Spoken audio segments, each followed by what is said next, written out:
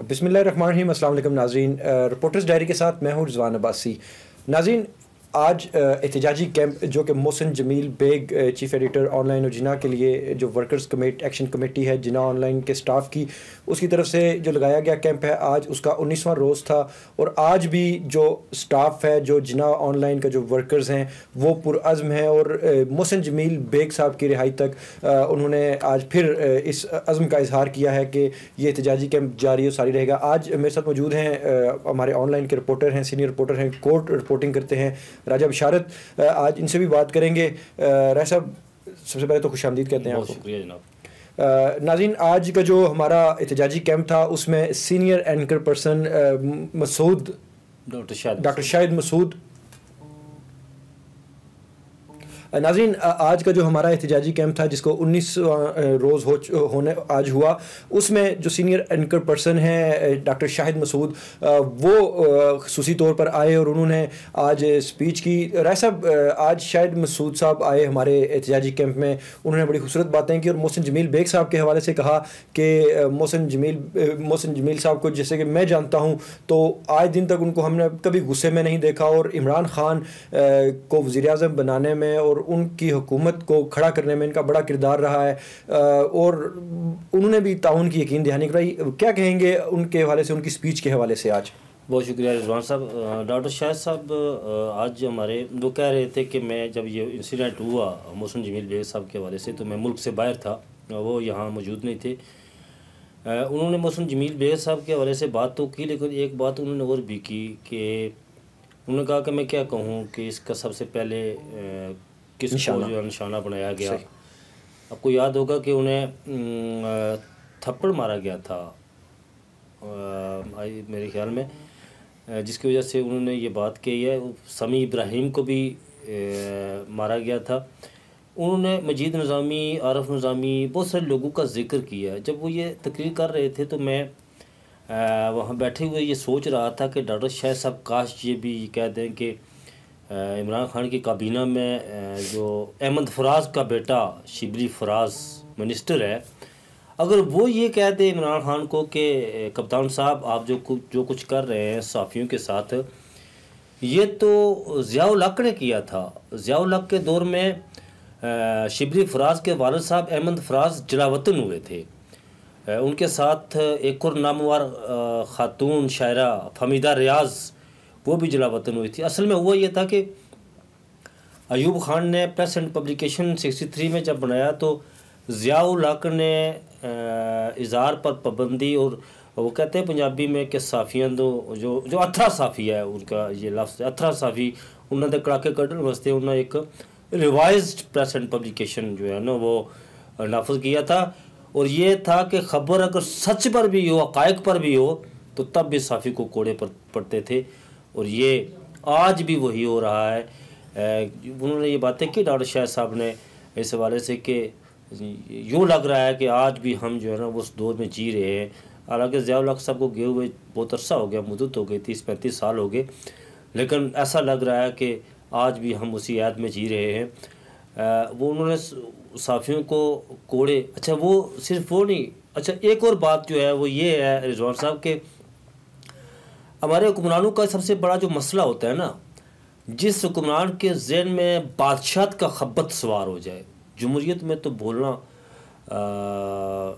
आज़ादी है बोलने की, और कुरान भी कहता है कि मैंने इंसान को बोलना सिखाया। अच्छा ये बोलना, मुफस्सिरीन कराम ये कहते हैं कि बोलने से मुराद क्या है? बोलने से मुराद ये है कि ज़ालिम जाबिर हुक्मरान के सामने कलमा हक कहना, इसे बोलना कहते हैं। वैसे तो फवाद चौधरी भी बोलते हैं इमरान खान के सामने, और भी बहुत सारे, शहबाज गिल भी बोलते हैं इमरान खान के सामने, लेकिन वो रत्तबुल लिसान है। काश इमरान खान को ये बात समझ आ जाए कि अगर कसीदा खानों के कहने पर बादशाहत कायम रहती तो आज भी बहादुर शाह ज़फ़र इस मुल्क का हुक्मरान होता, आज भी वो रंगीला बादशाह इस मुल्क का हुक्मरान होता। लेकिन ये कसीदा खान उस वक्त तक, कसीदा खानी के ज़ोर पर कभी बादशाहत कायम नहीं रह सकती या कोई वज़ीर-ए-आज़म नहीं रह सकता।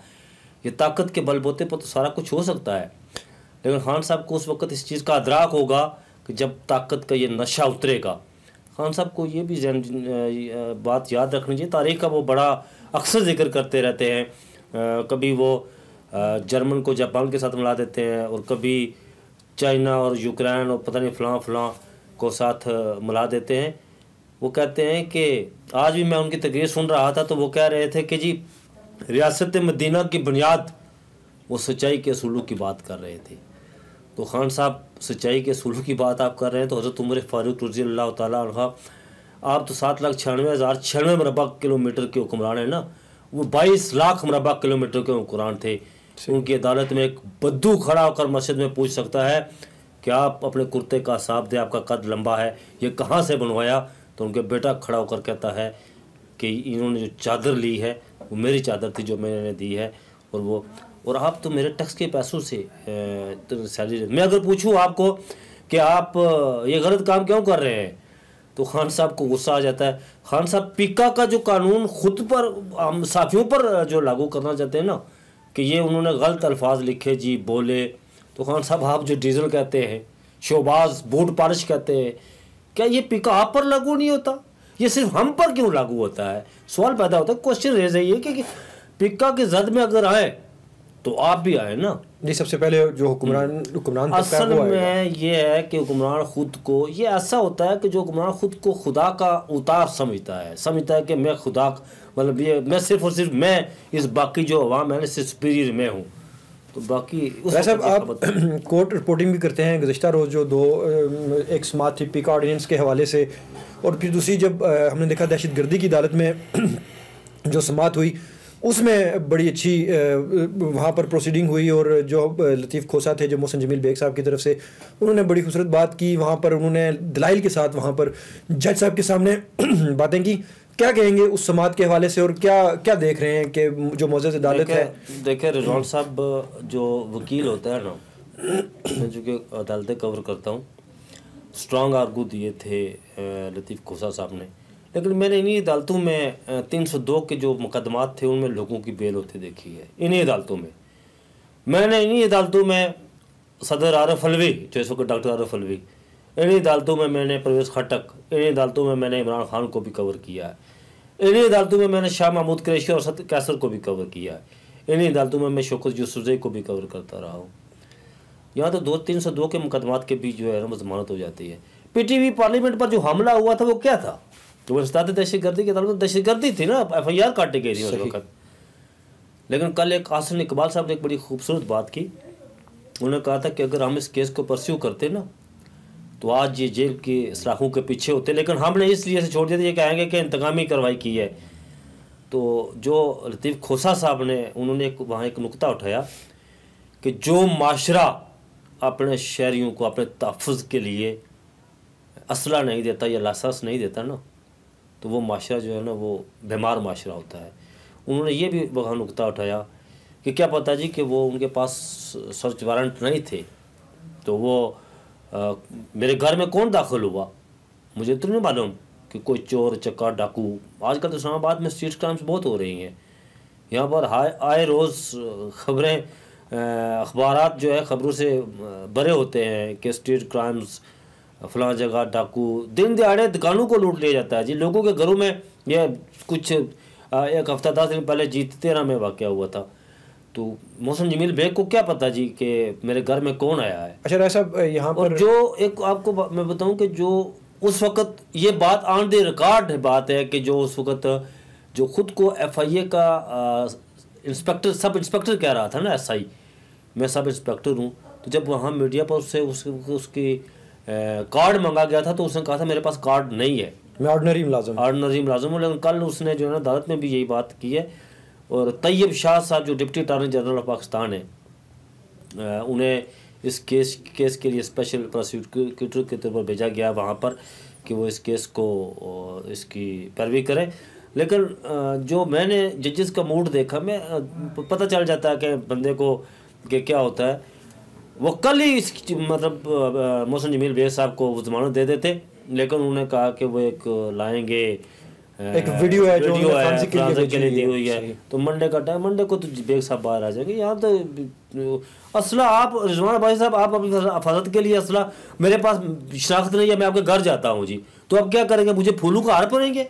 यकीनन इस कल की जो समाअत थी उसमें भी लतीफ़ खोसा ने, जो वकील हैं मोहसिन जमील बेग साहब के, उन्होंने भी कहा जज साहब को कि अगर मेरे घर में इस तरह कोई आ जाता है और वो अपनी शनाख्त नहीं ज़ाहिर करता, मोहसिन जमील बेग ने तो फायरिंग नहीं की, मैंने तो उसको मार देना था उस बंदे को। और बड़ी इस पर जो आपने बात की कि अच्छा, ये एक इंतहाई स्टूपिड किस्म की बात जो FIR में उन्होंने दर्ज कराई है जी कि वो पिस्तौल सीधा, यार पिस्तौल अगर नीचे हो तो ऊपर, अगर उसको फायरिंग हवाई फायरिंग करनी है तो वो ऊपर ही हो जाना, सीधा होगा ना, वो तो नीचे तो बंदा फायरिंग नहीं कर सकता ना भाई। यकीनन राय साहब, कल की जो प्रोसीडिंग हमने देखी वहाँ पर इंसदाद दहशतगर्दी की अदालत में, उसमें जितने भी दलाइल जो रियासत की जानिब से या जो खुसूसी पावर अटॉर्नी थे वहाँ पर गए हुए थे तैयब शाह, उनके पास कोई दलाइल नहीं थे इस हवाले से जो लतीफ़ खोसा ने बातें की।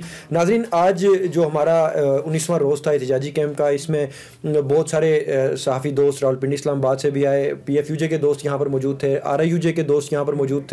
और इस मौका पर जो दोस्त हैं उन्होंने इस अज़म का इज़हार किया कि हम जब तक मोहसिन जमील बेग की रिहाई हो नहीं जाती, हम ये कैंप इंशाल्लाह जारी और सारी रखेंगे। और इसके अलावा बड़े ज़बरदस्त नारे भी लगाए गए, हुकूमत को आईना भी दिखाया गया और हुकूमत को ये बताया गया कि आप अगर जुल्म के ज़ाब्ते इसी तरह बढ़ाते रहेंगे तो यकीनन अल्लाह की लाठी बड़ी बेआवाज़ है। हम तो हक सच के साथ हैं और हमने तो ये बात सुने, मैं आपसे वो बात करना चाहता हूँ कि जो आपने कहा ना अल्लाह की लाठी बेआवाज़ है। देखिए, वो खुदा जब किसी की वो लेना चाहता है तो ये नहीं कि आके डांग मार देता है सर में, वो उसकी मत बुझा देता है, जैसे फूल बंदा कर देता है, जो भी हो अव्वल फूल पकना शुरू कर देता है कि भाई मत बुझा देता है, मत बज गई है जनाब, बुखलाट से नज़र आ रहा है। नाज़रीन, आज 19वें जो रोज़ था हमारे कैंप का, हम कोशिश करेंगे आइंदा भी जब भी कैंप लगेगा हम आप तक उसकी तफसील भी पहुँचाएँगे और मोहसिन जमील बेग साहब के हवाले से जितनी भी प्रोसीडिंग्स हैं